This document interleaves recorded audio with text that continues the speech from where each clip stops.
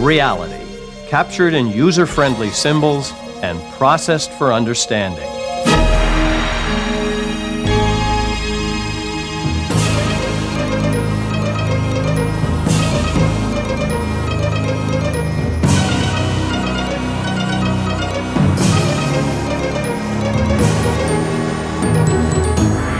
The Idea Channel.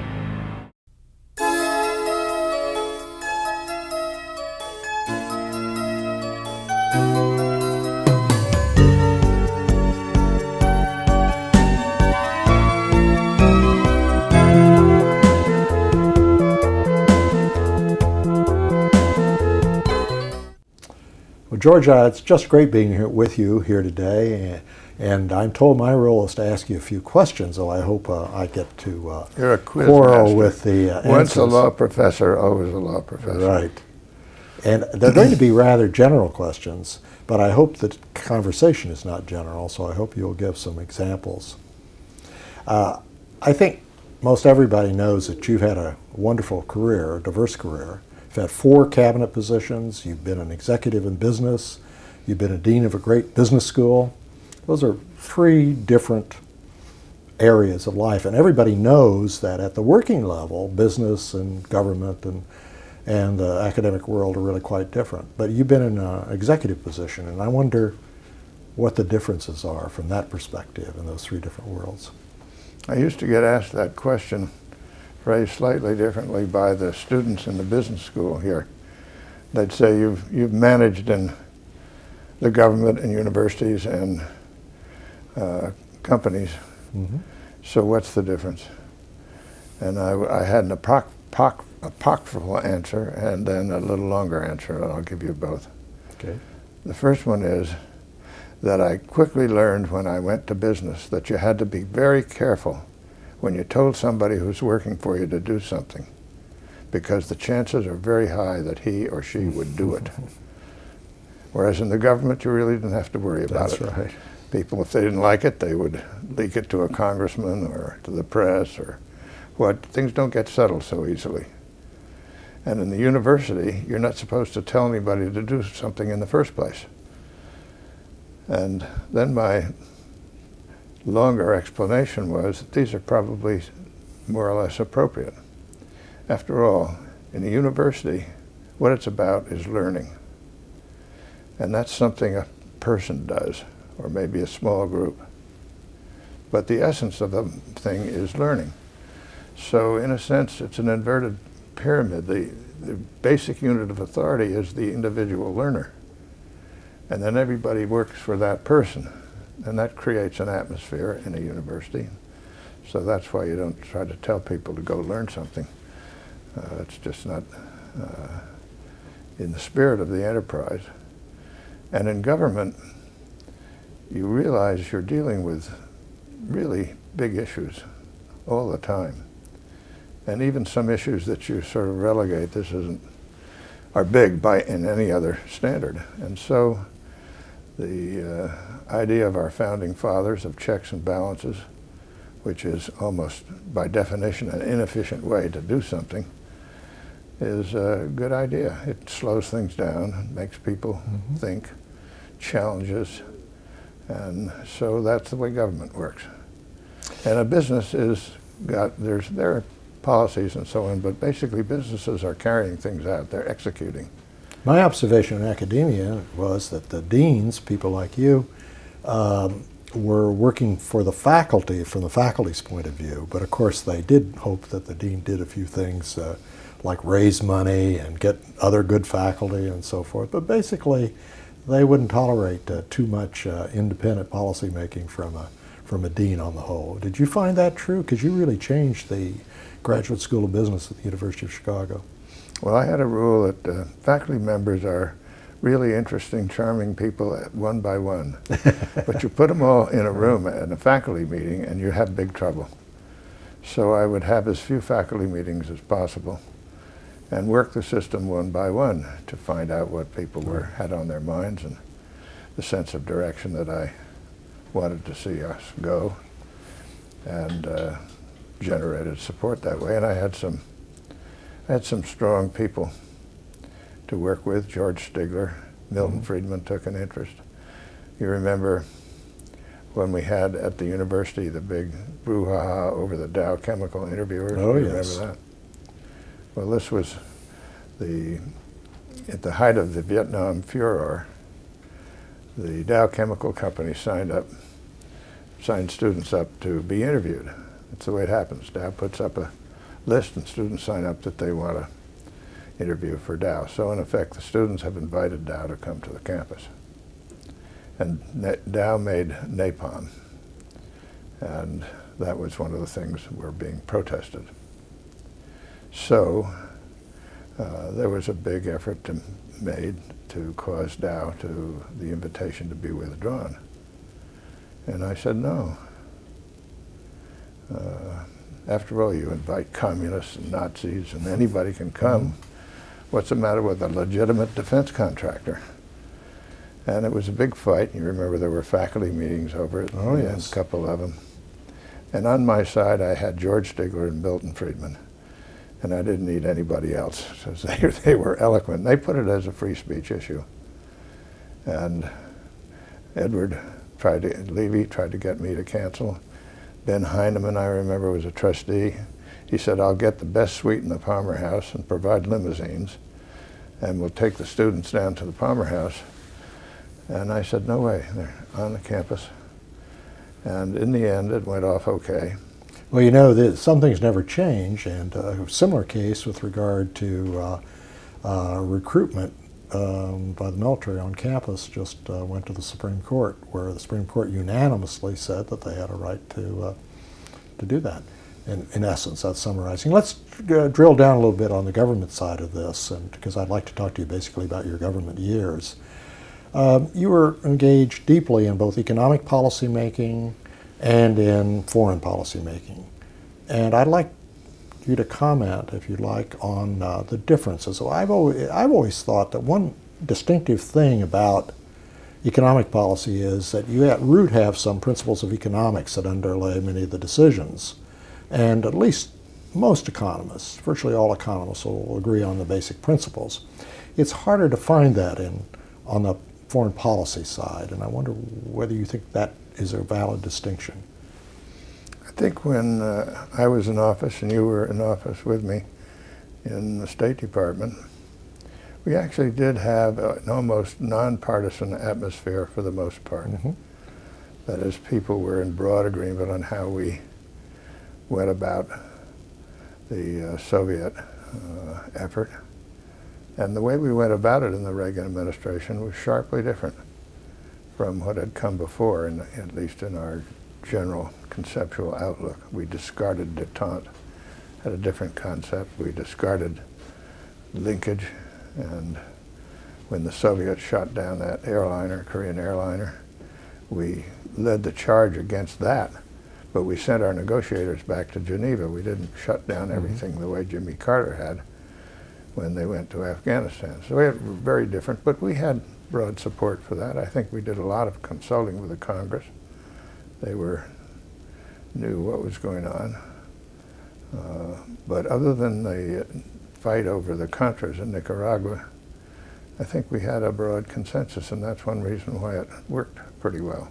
Well, let me push back a little bit on that, not on the notion that we had less partisanship then than perhaps earlier and certainly later, but rather on the question of what the basic principles of foreign policy making, or national security policy making for that matter, are.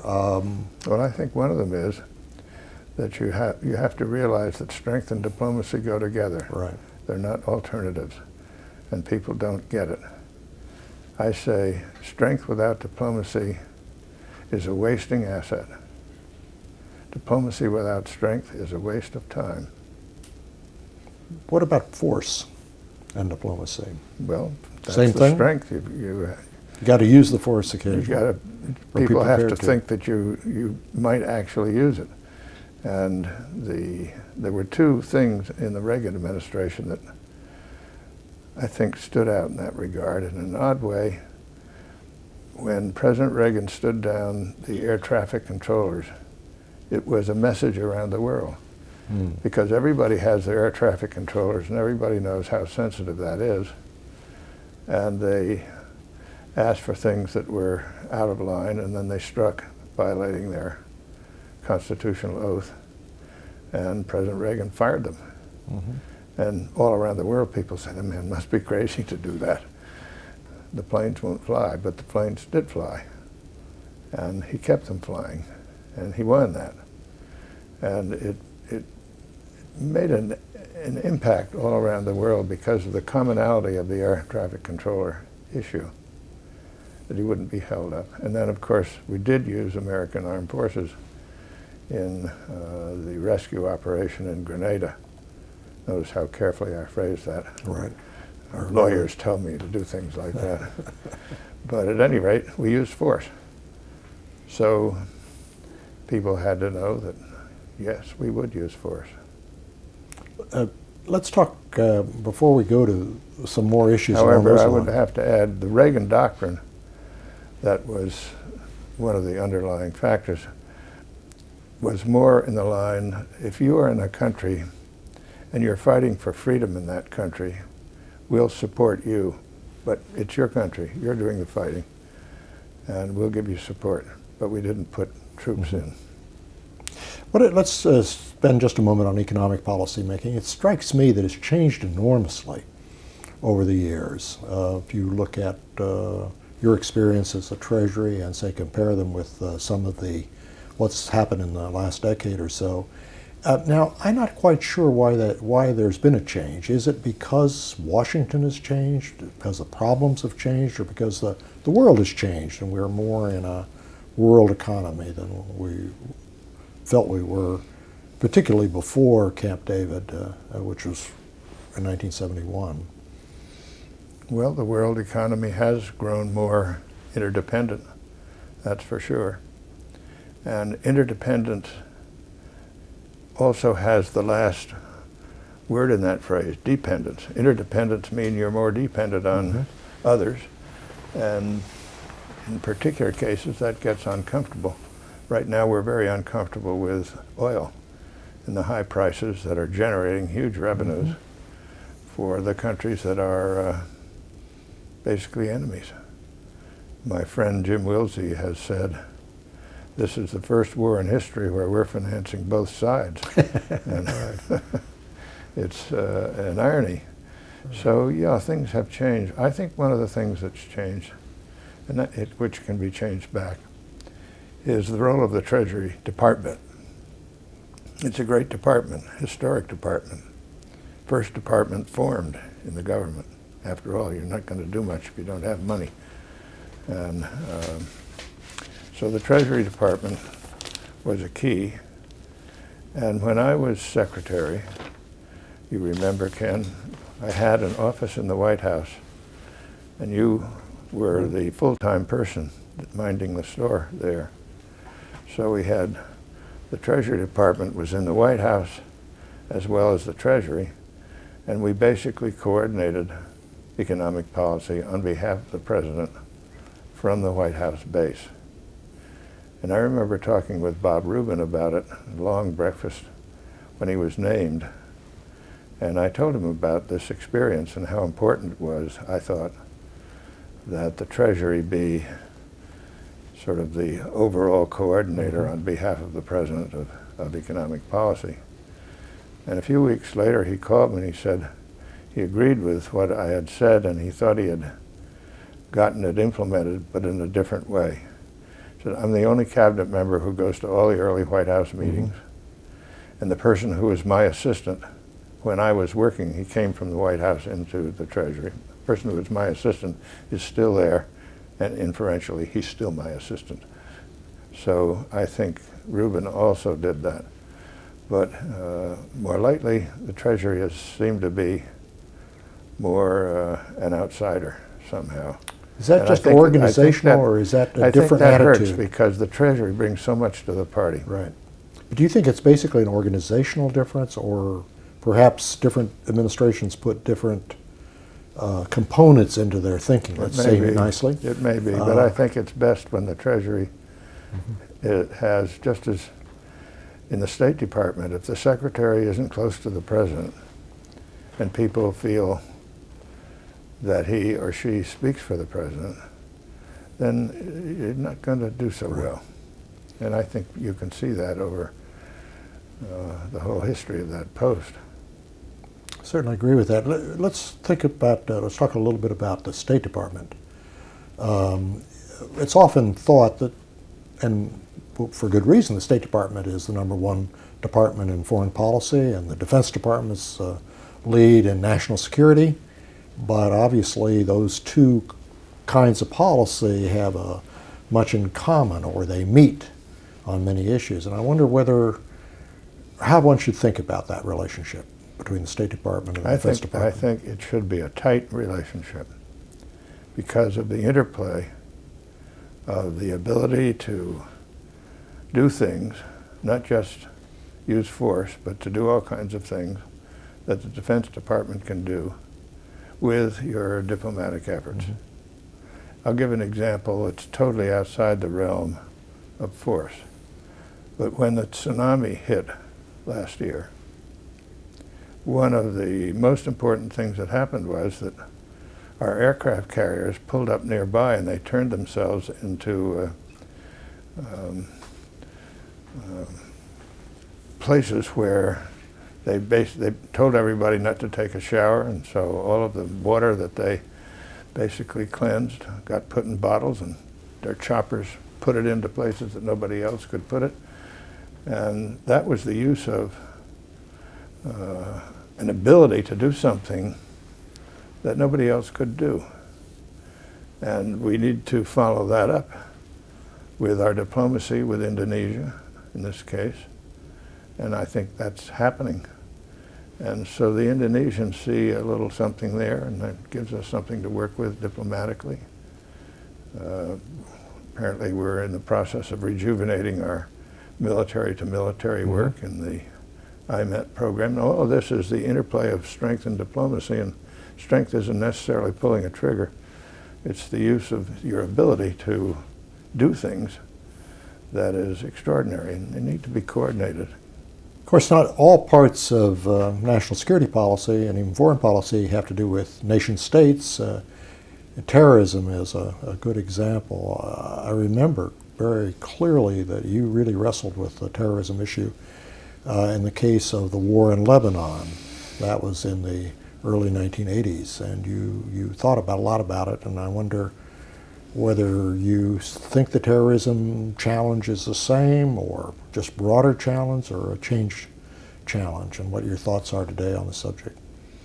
Well, I thought it was a big problem that we weren't appreciating enough when I was in office, and I made a speech in 1984 that called on us to be ready to use preventive force and to beef up our intelligence and such things. It was nervously received, but I can't say that I appreciated what the terrorism threat was all about then.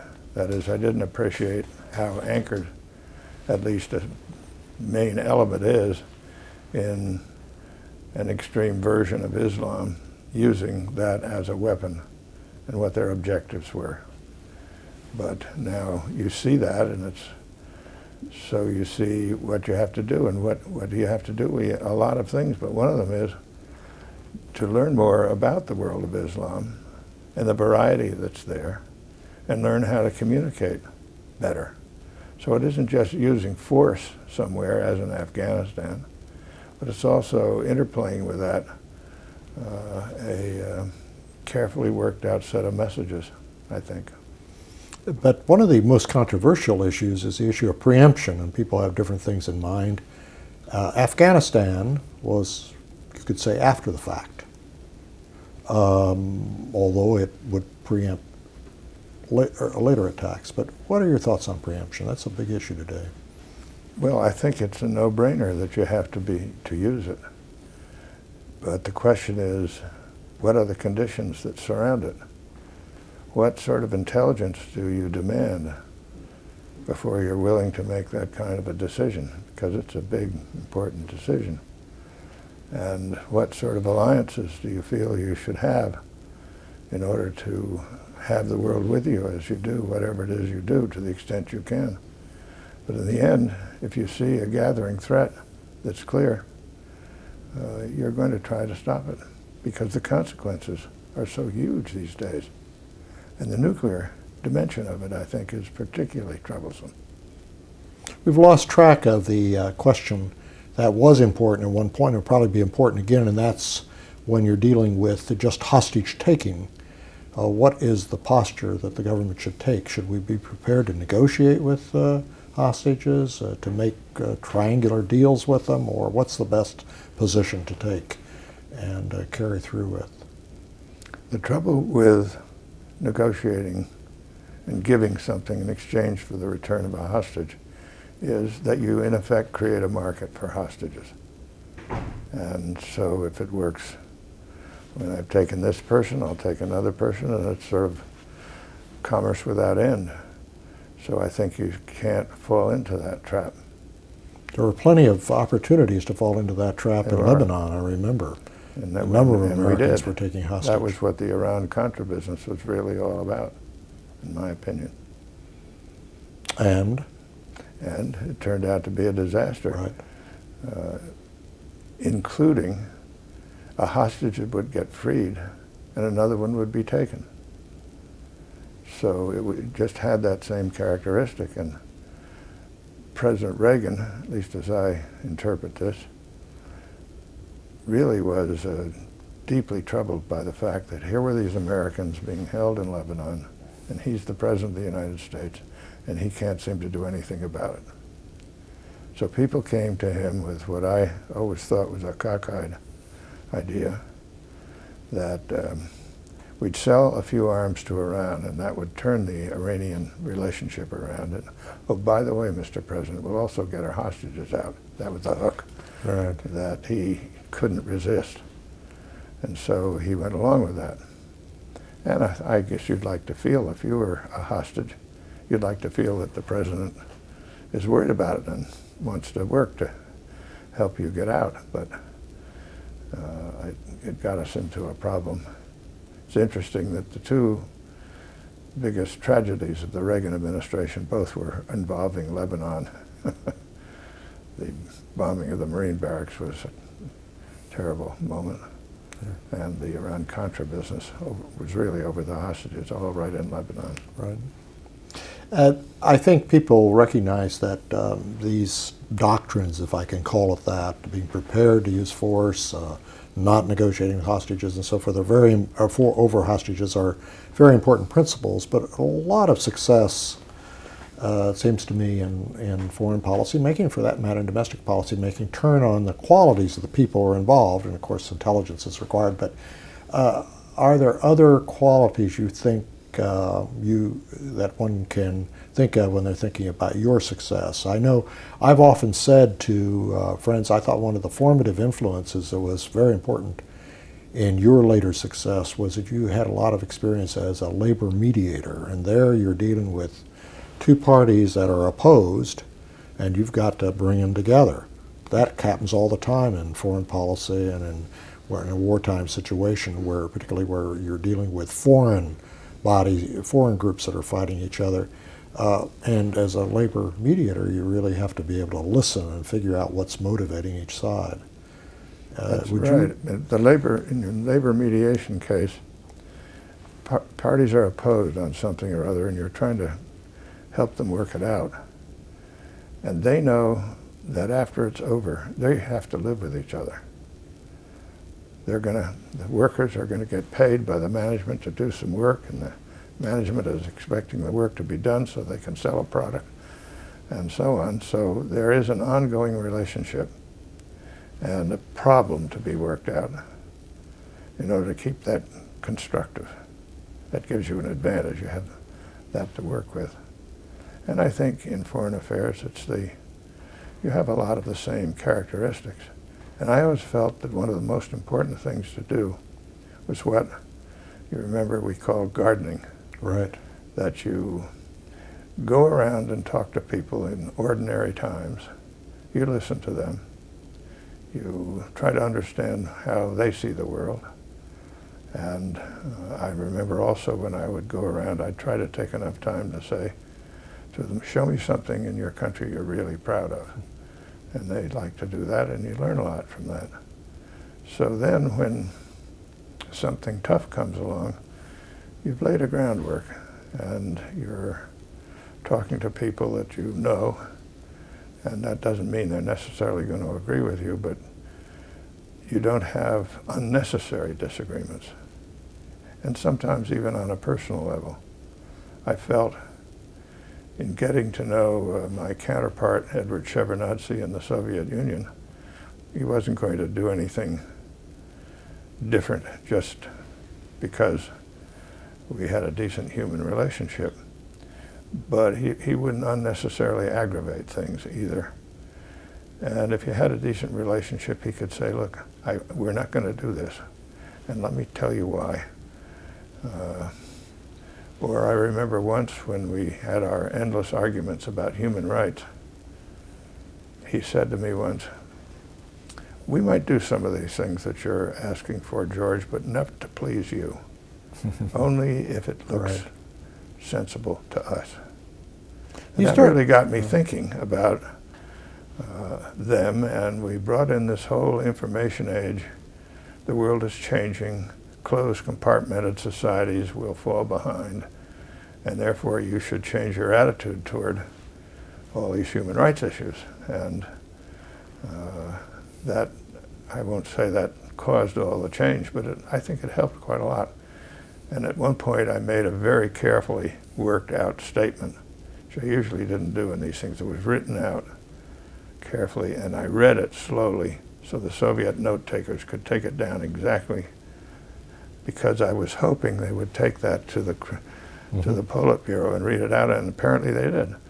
And Gorbachev got interested, and he asked that our policy planning group that had been working this material, led by a terrific guy named Dick Solomon, who's now running the U.S. Institute for Peace, and we even had exchange visits.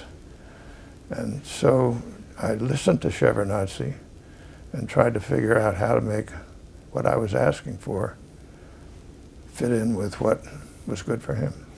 Those are great illustrations. They have to do with our principal opponent of the period, but you started out right here in North America doing that same kind of gardening, didn't you?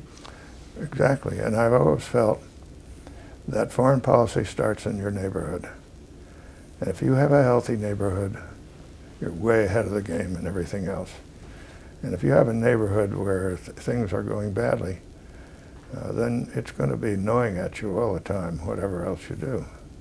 And I remember the first trip I took out of the country as Secretary of State was to Canada. There was a lot going on, and the next one was to Mexico. And I remember the trip to Canada on the plane with the press people there, that we had a press conference, as I always do. And basically they were saying to me, what in the hell are you doing going to Canada, for God's sake? And I said, well, who do you think is our biggest trading partner? They all said Japan. Who's next? Germany. Who's next? I don't know. I said, you're also wrong. It's pathetic. Canada is our biggest trading partner, and it isn't even close. And don't forget, Mexico is third. So from an economic standpoint, how many telephone calls do you think there are between Canadians and Americans every day? How many people go across? So we have to nourish these relationships. And you know, I worked at that. Ronald Reagan worked it very hard. I think it paid off. One of the implications of that is that a Secretary of State has to travel a lot. And I remember you felt that one of the problems with travel was that since the big decisions were made in Washington, you were often not there when they were made, and that's a cost of travel. And I know that Secretaries of State since then have had to deal with those trade-offs. Well, the way you have to deal with that is with people that you have. First of all, you have to have a first-class deputy secretary who you know well and who knows you. So you were deputy secretary, and then when you went off to IBM, as I remember, John Whitehead came. In both cases, when I went on a trip, you were in charge. But we always had a good understanding if something important came up. We'd communicate about it, and so we could work at it that way. But I think you need big people more big people in the state than you have right now. And the more you have, the better off you're going to be. And your assistant secretaries play a big part. And to have first-class people in these various regional things that can carry the ball, who can walk into a head of government's office and be recognized, not just as they're representing the U.S., but they're people that are known to be big people who you can talk to. And they'll understand what you're saying, and we'll get it back to the secretary or the president or whatever. All that's very important. We were talking about qualities, and I noticed in your book you said that patience was your virtue. This was in connection with one particular occasion, but talk a little bit about patience and its importance, if you think that is important. Well, I think it's important to be able to take time. Sometimes you don't have a lot of time, so you can't be time is not on your side. But the timing of doing something that you want to get accomplished is critical, and there are occasions when you may see clearly what you need to do, but you know the situation isn't right for it. So if you wait a little bit, maybe the situation will ripen, and then you can do something that you couldn't do before. So I think patience is important, and silence is important sometimes to use. Be quiet, listen. And it makes people nervous sometimes when you're quiet. They called you the Sphinx, you know. They'll talk. Yeah, right, right. One thing I've never really understood very well is the stress you've repeatedly put on accountability. And I wonder if you could give maybe a few little illustrations of accountability. Passing the buck seems to be a more important or more often practiced rule in Washington.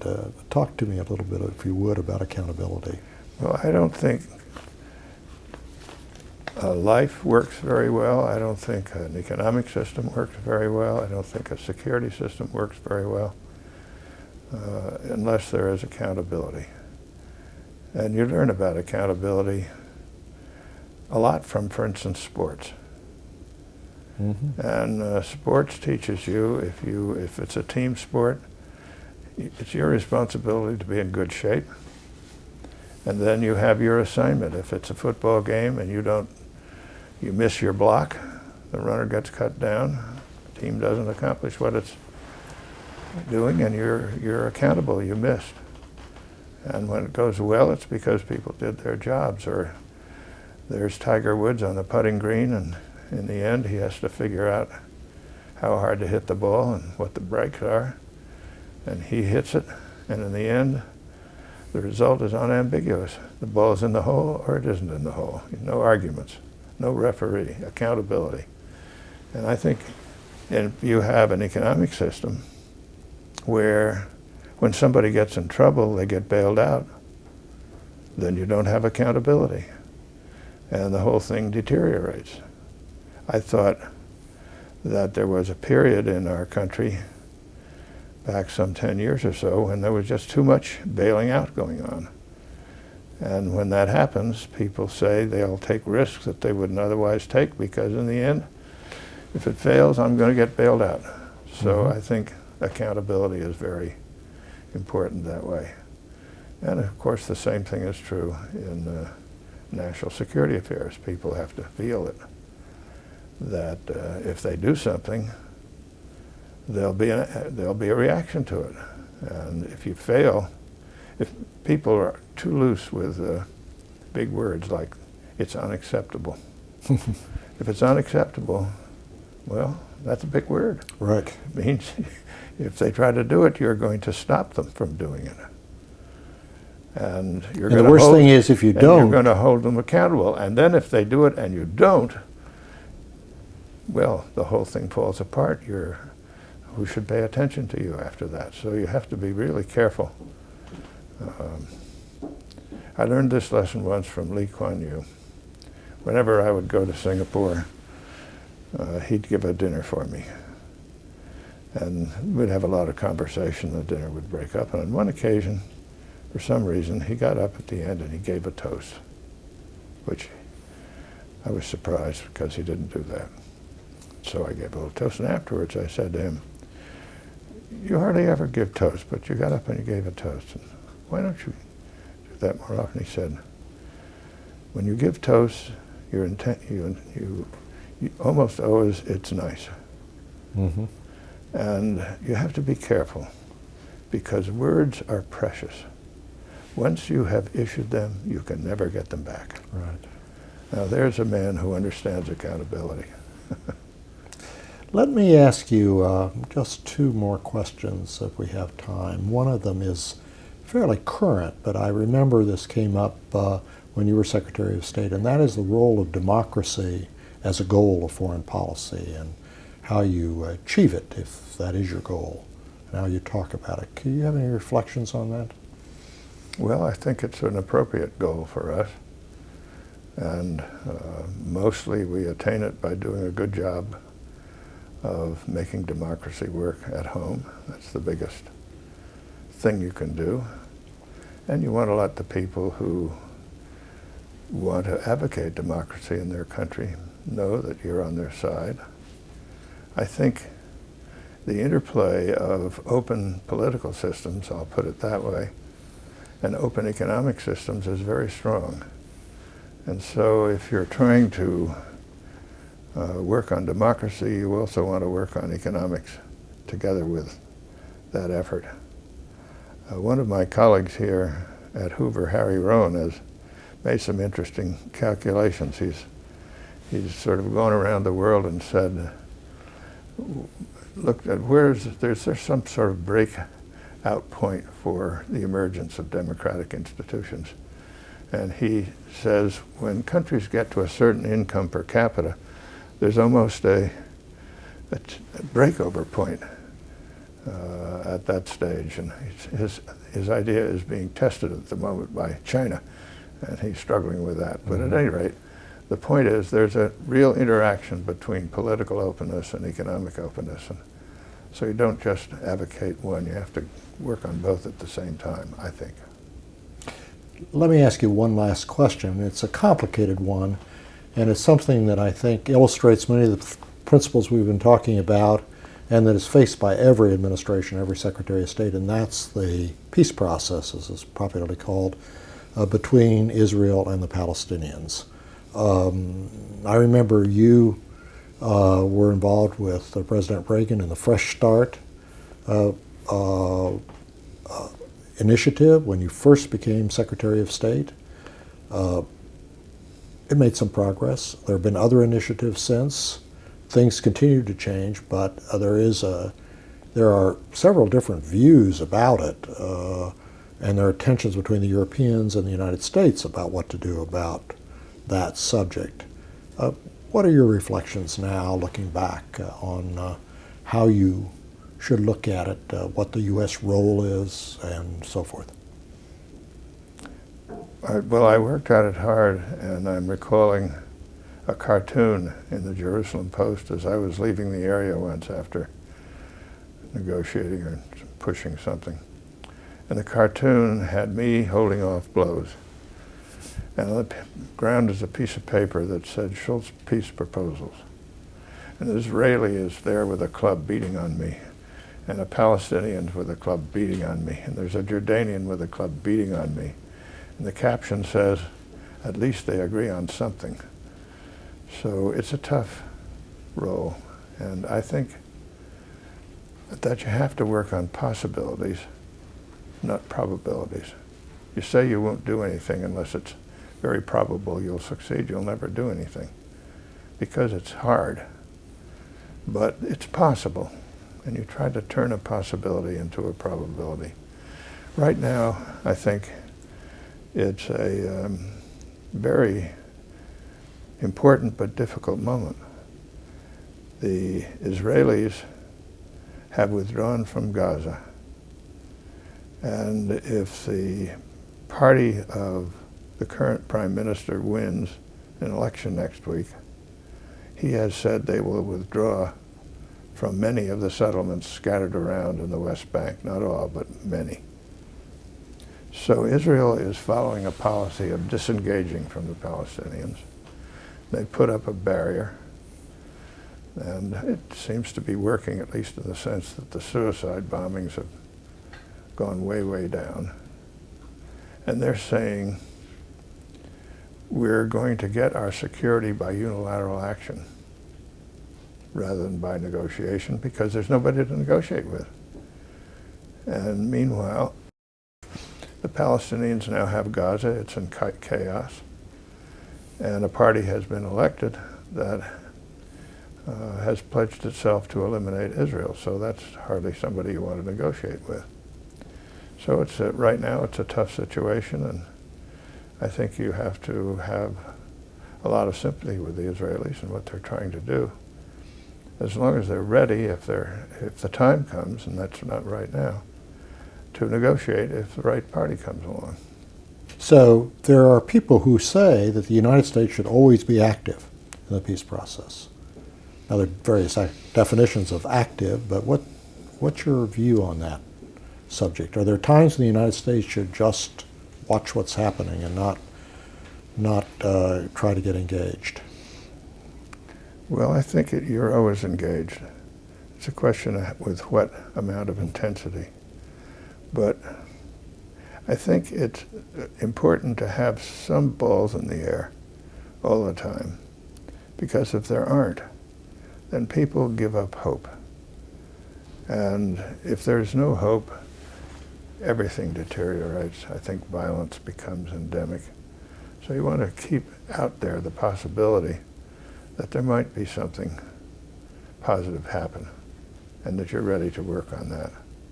One of the ways that I think is of some significance right now, for instance, is to be looking at economic things. There's a lot of work being done on desalinization, for instance. Water is a critical issue. So try to get some small things going that involve the Israelis and maybe us and Palestinians on how you're going to get more water. Because it's an issue that people fight over. And we know, as an economist, that there is a price at which there's plenty of water. It's just a matter of whether you want to pay that price. The price is desalinization's costs. Those costs have been coming down. But at any rate, some things like that that you can get going, at least a way of showing some hope and showing that if the situation does mature in a positive direction, there are people there who will help move things along. So that's the kind of thing I think right now is. But in the meantime, I think Israel deserves support in its effort to get security. It's a good illustration of the relationship between economic policy and foreign policy in a more political sense. They can mutually reinforce each other, or they can be at odds. Absolutely. And also it's a good illustration, I think, of the fact that the United States is not alone in the world. The Europeans have views on this, as on every other issue, and so we have to work with our allies too. I don't know what your experience has been in the peace process of working with the Europeans. Is that a... They're very interested, but they were content to let us take the heat. Right. But you remember when I first came into office, the Israelis were overlooking Beirut, and we conducted a negotiation led by a wonderful Foreign Service officer named Phil Habib to get the PLO out of Beirut and the Israelis to move back a little. We did that with the French and the Italians, Mm-hmm. and we went together to provide the force that made that possible. So you can work with them. You can work with the French. They're difficult, but if you can persuade them to do so, they're very good at executing stuff. Absolutely. Well, thank you, George Shultz. This has been just a wonderful review of your years at the State Department, your general views on policy, and we all appreciate it. Thank you very much. Thank you, Ken.